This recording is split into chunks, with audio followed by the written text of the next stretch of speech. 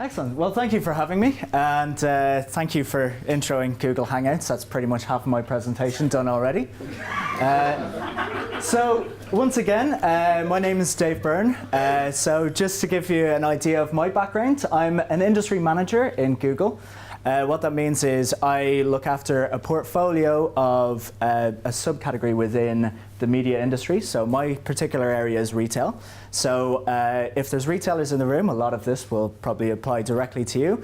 If not, sorry about that. So if you want to know any more information about me or about my role, if you go to google.com/plus Dave Byrne, you can find out more information and more background.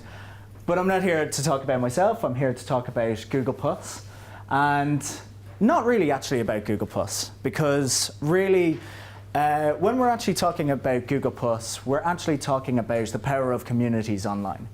This is what Google+ is all about. It's not an entity in itself. It's leveraging something that we are seeing happening across the internet, not just through social media, but through all products across the internet. So let me take you back a little bit. Well, maybe not. Maybe. So I'm taking you back really to a time before the internet, a time before TV, and to a certain extent even a time before like the Gutenberg press. You're talking about a time where the market was really a community. It was a place where people found their information from families, friends, people that they knew, people that they related to, people that they could engage directly with. Now we've come a long way since then. We've kind of evolved media as it is, and we have moved into a new age which has brought us radio, television, and of course the internet. So it's been a long road, but it's been an interesting one so far. We're a part of an evolutionary phase now, which is mass media. But mass media isn't the end of things. It's actually only part of what we're actually seeing. And now we are moving into the next phase, which is being able to apply the same community feel to mass media. So what I'm getting at is, take me, for example, standing on stage, speaking to all of you about Google+. I don't know what your experiences are with Google+. There could be some people in this room that have used it from day one. There could be people in here that have never used it. There could be people that love the idea of it. There could be people that are looking at me going, I really don't want to hear about Google at all. I don't know. But imagine if I could stand here and have a personal conversation with each one of you and actually engage directly with what your questions are and what your asks are. And that's what social media allows you to do through mass media. So I'm able to stand up and shout out, but still engage with you in a conversation. And this is what Google+ is trying to apply across the internet. So I'm not going to read this out. I'm going to leave it up here just for you to read through yourself. Has anybody read The Thank You Economy before? Excellent. So you're probably aware of this. So really, we're taking a step back, not necessarily moving completely backwards, but we're taking mass media and evolving it again into an area whereby family, friends, the community are central again. So if we think about it, at the end of the day, the people that you trust most are the people that you are engaging with on a daily basis. Who would you rather trust? Would you rather trust somebody that you can relate to, or somebody that you've never met before that's just going to shout a message at you? And that's really what mass media has been doing for far too long. And that's where social media has been such a big influence and a big changing factor over the last few years. So this is where Google+ comes into it. So really what Google+ should be thought of is not actually a kind of just a social media platform. It's a social layer on top of Google. It's adding on a social feel to everything that Google does. It's the spine to all of our products. And it really is an upgrade to what Google is offering. So that's just basically repeating what I've just said. But yes, at the end of the day, we're hoping to make Google products work better for you. So going on to what that actually means for a business, I think the first thing that people are always wonder, especially when it comes to smaller businesses, is what does this mean to me? Why do I need to do this? And I think the first aspect that we're going to talk about is probably the most important aspect when it comes to a business that's really starting up or a business that's really trying to take off. And it's about discoverability. If you look at this is me going onto Facebook today. Well, not really today, it was actually last week because I had to have this presentation in last Friday. But I did a search for #autumn to see what people were doing on Facebook. And a lot of it was kind of very similar to each other. It was a lot of people were just broadcasting a message. And it's not about broadcasting, it's about connecting. And really the next phase of connection is human interface to mass communication. What that means is taking what a user's engagement and experience is and then being able to apply that to whatever marketing message you have. So let's go on to the discoverability aspect. So Google Plus on the discoverability side it's a bit of an interesting one. It's kind of a chicken and egg situation in some extent. But I'll take you through a kind of a brief user outlook as it stands at the moment. So has anybody seen this icon on Google search? Okay, well that was an interesting response there. So what this icon is, and it's a very pixelated icon here, but what this is that you have now 2 levels of search. So if you do any search on Google, from now on, you're going to have a little man icon, which means a personalized search, a search that is completely tailored to you, or the global icon, which is the general search. And the search, individual search is the one that Google Plus is going to influence. So if we take this for example, I was working with my colleague Beth recently enough, and she's actually looking for office space in Ireland. So she started typing in office space in Ireland, and then subsequently in a later search, she did a search for business energy, which not too correlated if you're doing separate searches.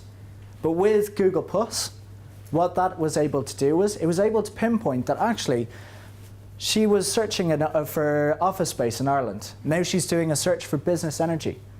Those two are somehow linked. So what happened was that Google Plus there, if you see there, top result, one of the Google search results that came up was actually a post on Google Plus by Byrne in Ireland about setting up a business account with Byrne. So setting up an energy account for an Irish business. Google Plus was able to pick up that she had done a search that was relevant to this, but not directly relevant, so it still managed to surface an article that it felt would be of interest.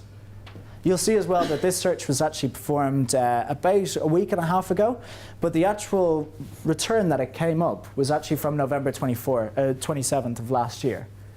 So it wasn't a case of, okay, well, we're going to provide it the most recent article. It was providing the most relevant information that it felt was available. And this is, you're going to see this a lot more. Other aspects as well is we're moving into an area called knowledge panels. You may have seen this already, that if you do a search for a brand and a piece of information comes up about the brand itself, this is the knowledge panel. And this information is being pulled directly in from Google+. So for this to appear, the actual business itself needs to have a Google+ profile. Once it has a Google+ profile, Google then is able to pick up what the business is about, information about the business, and actually be able to tailor, if somebody searches up that business, information that it feels may be relevant to that user. It may be a case of that if you're searching up, in this situation, General Electric, you may not want to go onto the site and hear any corporate messages. You may actually just be looking for a founding date. You may be looking for where its headquarters are located. Or you may be looking for some latest news, as you can see there with the recent posts. So Google Plus provides that information back so that it can give you a lot more back to the user. where this is going to, H&M, a retail example, of course. If I do a search now for H&M, not only does it show me down here, you can see recent posts from H&M, but it will also show you the knowledge panel here. And one Can I ask, you know that post there at the bottom? Yep. Was that posted onto Google Plus, or Google Plus picked that up? That was posted onto Google Plus, yes. And then Google Search then picks that up. And one of the things, what happens then here as well, aside from just that post itself, but looking at the knowledge panel, if somebody is actually, because I'm a Google Plus user, Google has picked up that I'm a Google Plus user, and I'm able to start actually following H&M directly from the knowledge panel, directly from Google Search itself. I don't have to go into Google Plus to connect with them. I can do it directly from here once I've done a search for them. So it's not just Google Search that this is going to be affecting.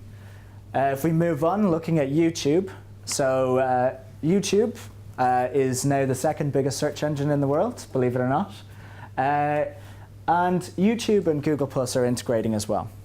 So when I go onto youtube.com now, what I'm greeted with is not just a random collection of videos. It's actually a series of videos that are completely tailored to what I'm interested in or what I may be interested in. In this situation, any company or any person that I'm following connected to on Google Plus, any video that they've +1'd, any video that they've shared in the recent past, those will appear on my YouTube homepage. This is giving me an indication of what my connections are doing at that time and what I may be interested in as a result. This is now my YouTube homepage. It's really a case now of when I find a new and interesting video, it's because somebody else has engaged with it previously. Going back to Google Plus itself and moving on to the actual platform itself, the biggest thing that we have on Google Plus that I can't really emphasize how big this is becoming is communities. So this is actually a section of Google Plus itself. And this is where we come back to the aspect of adding in a personalization and having a local feel to what you're doing within a business. So with communities, communities are very simply an area where people with like-minded interests can come together and can discuss interesting items that they're engaging with. They can meet people that share the same interests. They can have interesting discussions, and these communities are vastly growing. They're growing quite quickly at the moment, and this is the area that Google Plus is really, really growing in. This is how people are engaging with each other on Google Plus. So really, communities is the area that we recommend for businesses that are starting off with Google Plus to go into. I mentioned that it's a bit chicken and egg situation when it comes to discoverability. You may be thinking to yourself, a lot of the stuff that I showed you there on Google Search and YouTube requires some involvement in Google Plus initially for that to actually be seen. But really, this is your starting point. Your starting point is reaching out to the communities. So depending on what your business does, there is a community for your business out there. So in the case of Cadbury's, which we'll see later on, for example, they reached out to baking communities. They reached out to chocolate enthusiast communities. And they simply went in and asked, what would you like to see from us? I'll go into that in a bit more detail, but firstly I'm going to start off with where I'm going with this really, which is simply engagement. And actually being able to engage with people on a very personal level through Google Plus and then across all of Google products. So going back to the core message, we are trying to create an internet whereby you can reach out to a mass audience and you can tailor your message to each one of those. It's about having real conversations with real people. So again, when it comes to Google Plus, it's not necessarily a case of just setting up a profile and hoping people find you, or hoping people that will start connecting with you, there's still going to be a lot of people on there. There's still going to be a lot of businesses on there. There's still going to be a lot of people posting activity there. And really it's about actually going that little bit of an extra effort and reaching out to people and inviting their interaction. So here's actually a good example. Michael Dell. Before Dell even set up a Google Plus page, Michael Dell went into computer communities on Google Plus and simply asked one question. He was thinking about doing Hangouts for a business. And what would you like to see from Dell? If we go back, you can see there was a number of responses. In the end, there was actually several hundred responses from people actually coming on saying, I would love to see this from Dell. I would love to see this. This would be really interesting. And as a result, Dell were then able to create an actual Google Plus page that tailored to those requests. So one of the things as well was that New York Times, one of the things that they did was, this is an example of one of the posts that they did, but they actually did it on their website as well, which was that Hangouts, as was mentioned, they actually simply decided that when they're launching their Google Plus profile, they're going to just reach out to their existing users, people that are already coming to their website, coming onto their other platforms and saying, join us for this, we're going to trial it out, and let us know what you want to hear from us. So they actually did what Michael Dell did there, but actually through a Hangout. Just simply reaching out, asking people what they wanted to see. So moving on as well, I mean, it's not just about actually finding out what people want from your page. It's also about reaching out and seeing what people are thinking about your brand or business at that time. It allows for real-time insights and real-time engagement. You get this across all social media, of course, but it's an area that shouldn't be forgotten about. The people that have chosen to follow your brand or to like your brand are people that are willing to hear your message, and they are going to be the best people to actually then get a response from. This one I found quite interesting. This is, is anybody familiar with Khan Academy? So if you're not, I would say definitely check it out. Khan Academy, it's fantastic. It's a website that you can go onto, and it's a series of different lecturers that come on and lecture in their specific area. It's really fascinating. Think of it like TED Talks, but more frequent and more in depth. And what Khan Academy started doing was they actually found that a lot of the people that were watching their videos were actually interested in not just watching the videos and hearing these lectures. They were actually interested in speaking to the lecturers and asking them questions. So what's happening now is that Khan Academy have created these Hangouts where rather than just having an online lecture, it's an online dialogue between the lecturer and those people that want to actually ask about it. So what I'm getting to now, and where I've kind of moved from with people actually getting real-time insights and actually asking about, is the advocacy. So as I mentioned, if somebody is willing to follow you, if somebody's willing to like you, they are going to be the people that want to actually hear a message from you. And as a result, they are going to be the people that are actually your strongest advocates. And Google Plus is really trying to leverage that across all the products. You saw earlier on that when I go to my YouTube homepage, anything that my connections or people that I'm following have interacted with has started to appear. This is going to go even further. So you have your Google Plus profile. Somebody plus one something. Somebody comments on something. Somebody shares something that you do. Where does that lead on to? Is it just a case of that they're going to share that and that's that? No. There's the ripple effect. There's how people are going to see it, and when they're going to see it and whether they share it again, there's going to be an added impact. And what Google Plus feels is that it shouldn't just be about who's actually seeing what they seeing a post just on the actual profile itself. It should be a case of that if you've shared something, if you've interacted with something, then that should be spread out across everything that you're involved in. So now, take example Booking.com. One of the things that we have here is, first step is with Google Ads. This was actually the first trial that we did, was that with Google Ads, we added in a social extension, which showed that how many people were actually engaging with Booking.com, how many people were +1ing, how many people were commenting. And if you see down at the bottom as well, it's not quite clear here, but there's actually an image icon there. And what that is that if, let's just say if I'm a Google Plus user myself, but I go onto search and I search for something, and some of my connections have actually +1'd or commented or interacted with Booking.com's page, I can actually see out of my connections who has interacted with them. So what does this mean for your brand?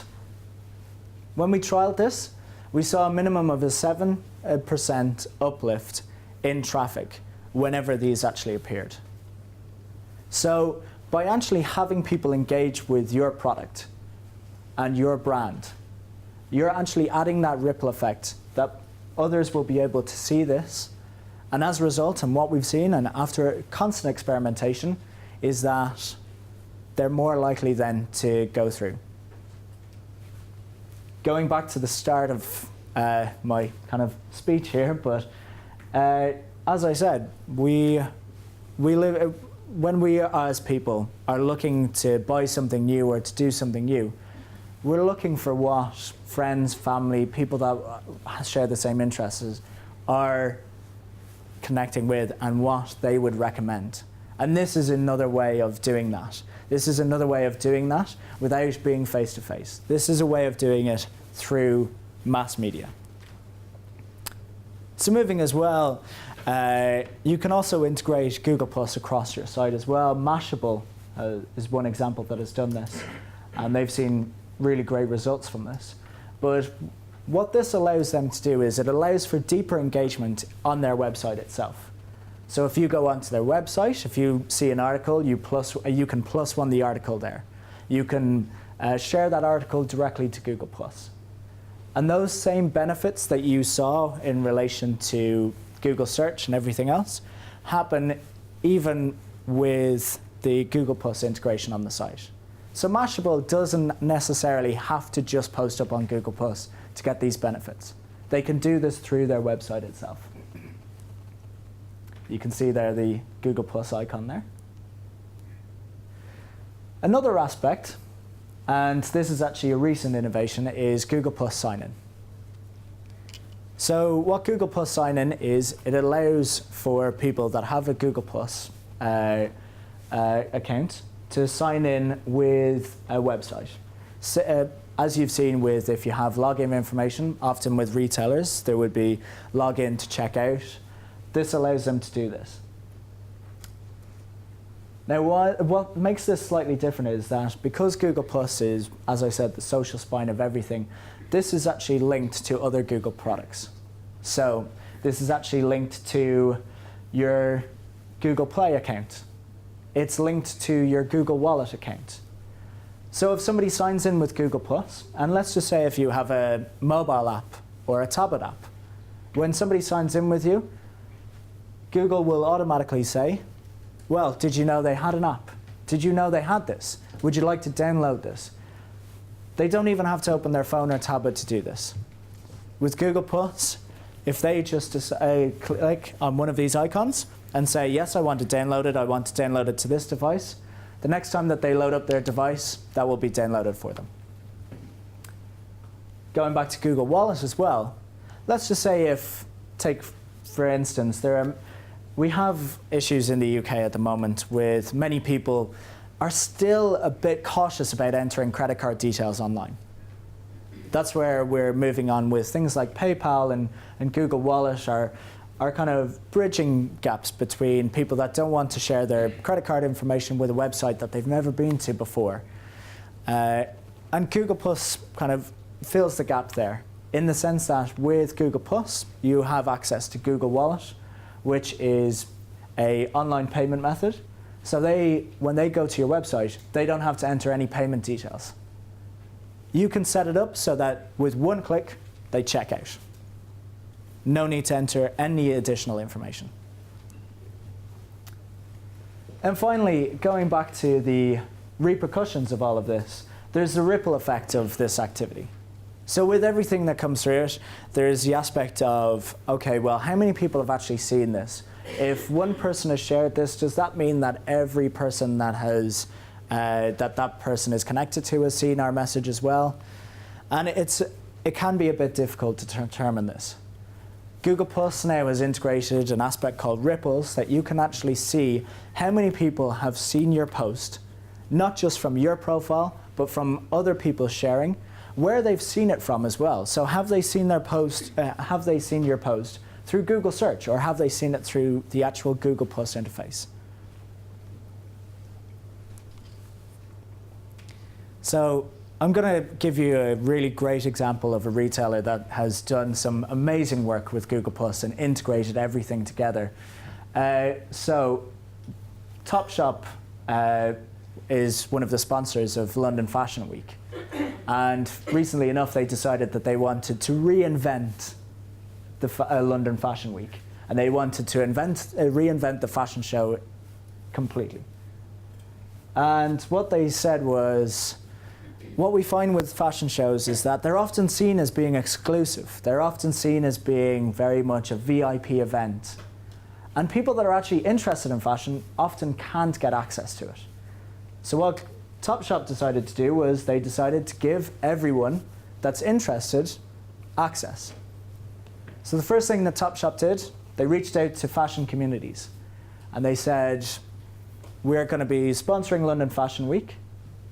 What would you like to see throughout London Fashion Week? And the responses were everything from, we want behind the scenes, we want interviews with the designers, we want to see designs before they're even released, we want to see the catwalk show and everything. So Topshop decided to do the lot.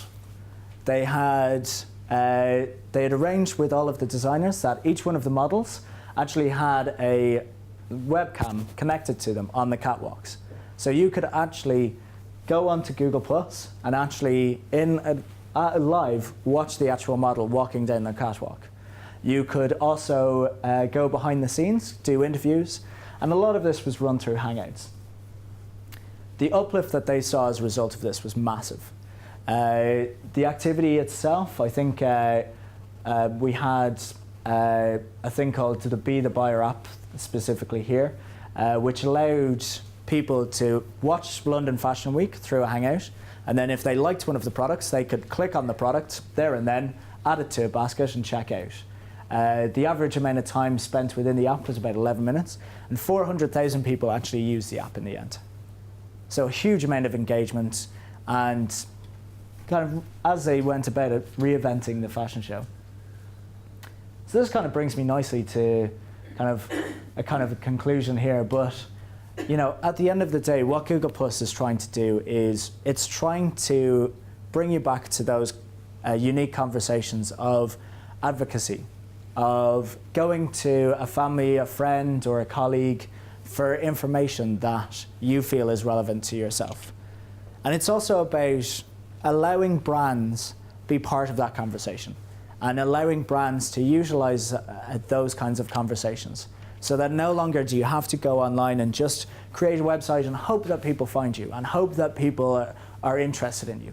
You can go out, spread your message, and the people that are interested in you can then spread your message to other people that will be interested in you as well. So I hope this makes sense. So give David a round of applause. Thank you very much.